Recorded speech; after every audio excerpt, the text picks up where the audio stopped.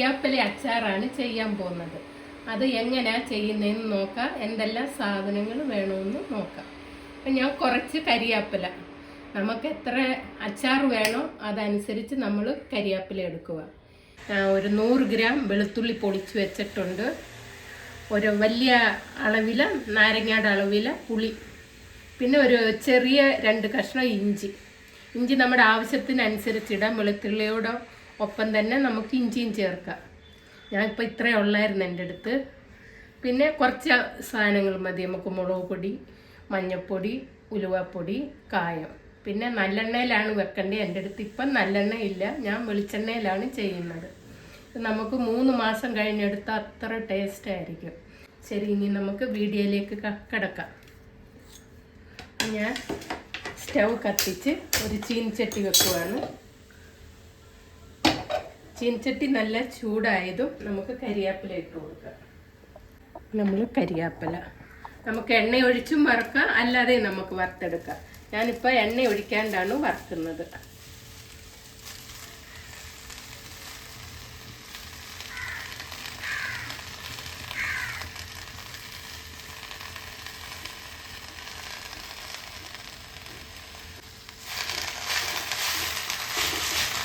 നമുക്ക് എണ്ണയ്ക്കകത്ത് വറുത്ത് കോരിയെടുക്കാം.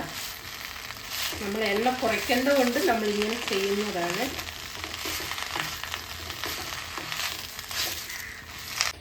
ഇതിപ്പോൾ നല്ലവണ്ണം വെള്ളമെല്ലാം പറ്റി നല്ല വാടി വന്നിട്ടുണ്ട്. ഇനി നമുക്ക് ഈ സമയത്ത് കുറച്ച് വെളിച്ചെണ്ണ ഒഴിച്ചു കൊടുക്കാം. ഞാൻ കുറച്ച് വെളിച്ചെണ്ണ ഒഴിച്ചു കൊടുക്കുവാണ്. നമുക്ക് വേഗമാകും.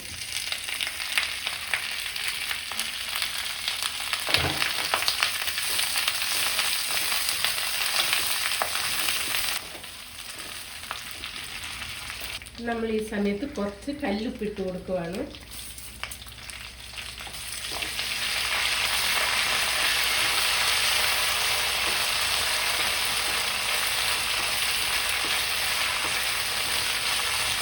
നമുക്കിത് നല്ല മുരിഞ്ഞിട്ടുണ്ട്.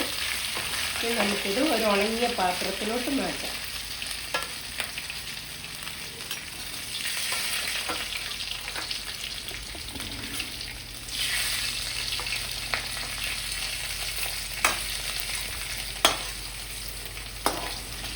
അപ്പം നമ്മൾ എടുത്തു വെച്ചിരുന്ന പകുതി വെളുത്തുള്ളി ഇട്ട് കൊടുക്കുക. ഇഞ്ചി ചെറിയ കഷ്ണങ്ങളാക്കി നമുക്കൊന്ന് വാട്ടിയെടുക്കണം. നമ്മളിപ്പോൾ കരിവേപ്പില കോരി ആ എണ്ണയിൽ തന്നെയാണ് നമ്മളിത് വാട്ടിയെടുക്കുന്നത്. ആ പച്ച സ്മെല്ല് പോകുന്നിടം വരെ ഇത് വാട്ടണം. അപ്പോൾ ഇത് നമുക്ക് വെളുത്തുള്ളി ഇഞ്ചി നമുക്ക് ഈ പരുവം മതി. സ്റ്റവ് ഓഫ് ചെയ്തിട്ട് ഇത് കോരിയെടുക്കാം. കരിവേപ്പിലയുടെ കൂടെ തന്നെ ഇട്ടാൽ മതി. നമ്മൾ അരയ്ക്കാൻ പോവാണ് ഇനി.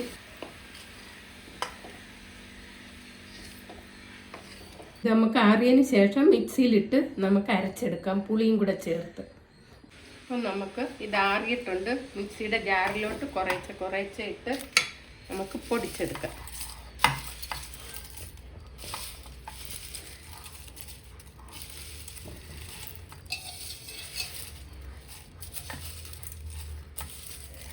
പെട്ടെന്ന് നമുക്ക് പൊടിഞ്ഞ് കിട്ടും.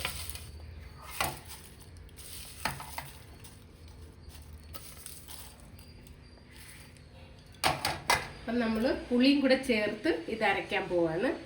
പുളി ഞാൻ ചൂടുവെള്ളത്തിൽ ഊറയിട്ടതാണ്. അപ്പം നമ്മൾ സ്റ്റൗ കത്തിക്കാൻ പോവാണ്. നമുക്ക് അതിലോട്ട് തന്നെ വറുത്ത് കോരിയതില്ല ബാക്കി എണ്ണ വന്നില്ലേ, നമ്മൾ അതിലോട്ട് തന്നെ ബാക്കി എണ്ണയും കൂടെ ഒഴിച്ചു കൊടുക്കുക. കുറച്ച് എണ്ണ വേണം ഇതിന്.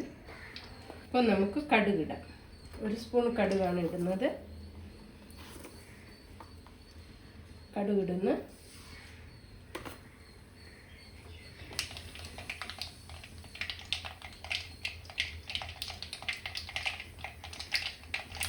നമുക്ക് എടുത്തു വെച്ചിരിക്കുന്ന മുളക് ഇട്ട് കൊടുക്കാം. കടുക് കംപ്ലീറ്റ് പൊട്ടി കഴിഞ്ഞതിന് ശേഷം മുളകിടാവുള്ളൂ. നമ്മൾ മുളകിട്ട് കൊടുത്ത് അത് കഴിഞ്ഞിട്ട് നമ്മൾ എടുത്തു വെച്ചിരിക്കുന്ന വെളുത്തുള്ളി ഇട്ട് കൊടുക്കാം. വെളുത്തുള്ളി നമ്മുടെ ആവശ്യാനുസരണം ചേർക്കാം. വെളുത്തുള്ളിയും കരിവേപ്പിലയും നമുക്ക് ശരീരത്തിന് ഗുണമുള്ളതല്ലേ. അതുകൊണ്ട് കരിവേപ്പിലയും വെളുത്തുള്ളി നമുക്ക് ആവശ്യത്തിന് ചേർത്ത് കൊടുക്കാം. ഇതൊന്ന് പച്ച മാറുന്നിടം വരെ നമുക്ക് ഇളക്കി കൊടുക്കാം. ഞാൻ തീ കുറച്ച് വെച്ചേക്കുവാണ്. നമ്മൾ കുറച്ച് കരിവേപ്പില എടുത്ത് വെച്ചിട്ടുണ്ട്, അതുകൂടി ഇട്ട് കൊടുക്കാം.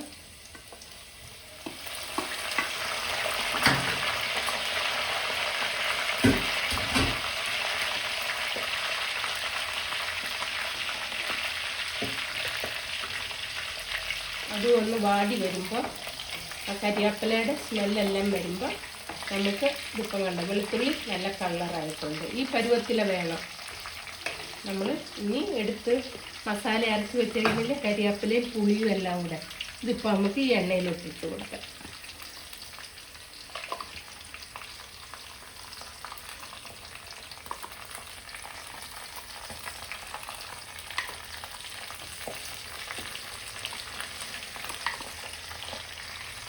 ഇനി നമുക്കിത് പെരുക്കെ ഇളക്കി കൊടുക്കാം.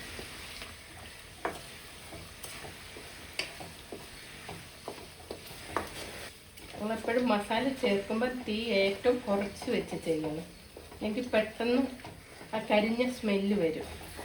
നല്ലവണ്ണം ഇളക്കണം. നമ്മൾ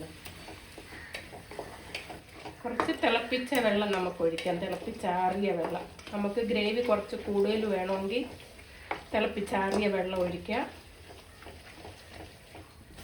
അപ്പം നമ്മൾ ഇതിനകത്തോട്ട് മുളക് പൊടി ചേർക്കാൻ പോവാണ്. നമുക്ക് ഇതിനാവശ്യത്തിന് 1 സ്പൂണിട്ട്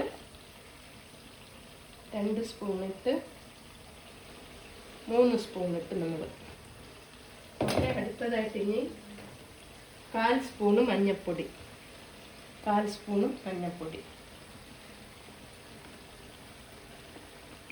ഒരു 1/2 സ്പൂൺ ഉലുവ ചേർക്കുന്നു. ഉലുവാപ്പൊടിയാണ്. ഇനി നമുക്ക് ഇതിനകത്ത് കുറച്ച് കായപ്പൊടിയും കൂടെ ചേർക്കാം. നമ്മളെപ്പോഴും ഏത് അച്ചാർ ഇട്ടാലും നമ്മൾ കായപ്പൊടി ചേർക്കണം.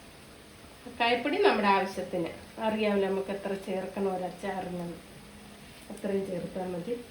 ഇനി നമുക്കിതെല്ലാം കൂടെ നല്ലോണം ഒന്ന് ഇളക്കി കൊടുക്കണം.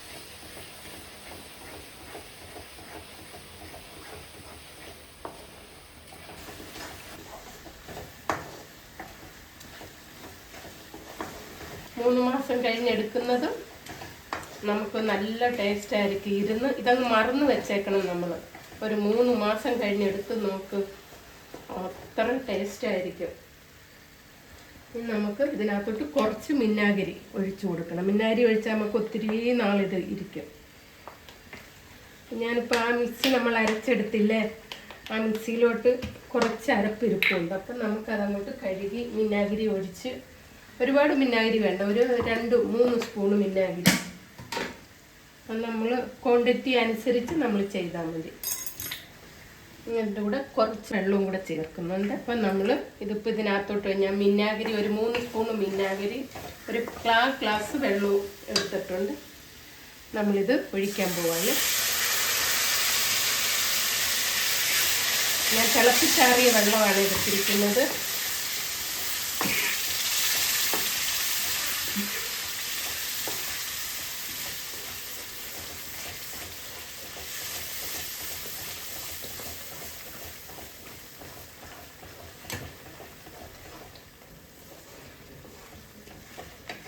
ഇതിൻ്റെ കൂടെ നമുക്ക് ഒരു കഷ്ണം ശർക്കര വേണേൽ ചേർക്കാം കേട്ടോ.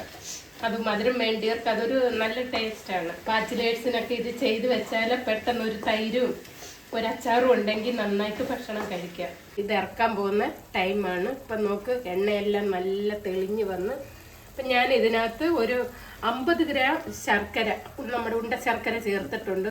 എല്ലാവരും ഒന്ന് ട്രൈ ചെയ്ത് നോക്കണം. കണ്ട നല്ല അലുവ മാതിരി വന്നിട്ടുണ്ട്. ഇങ്ങനെ വേണം ചെയ്യാൻ.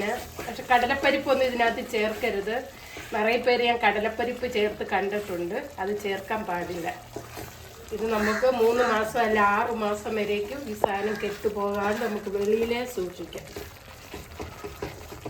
എണ്ണയെല്ലാം നല്ല തെളിഞ്ഞ് വന്നു. നമുക്ക് ഈ സമയത്ത് സ്റ്റൗവിലിരുന്ന് ഇറക്കാം. നമ്മുടെ അച്ചാർ റെഡിയായി, നല്ലവണ്ണം ആറി. ഞാനിപ്പോൾ ഒരു കണ്ണാടി ഗ്ലാസ് ബോട്ടിലോട്ട് ഇടുകയാണ്. നമുക്ക് വെള്ളമൊന്നുമില്ല ഇതിൽ. ഓക്കെ, നമ്മുടെ അച്ചാർ നല്ല സൂപ്പറായിട്ടുണ്ട്.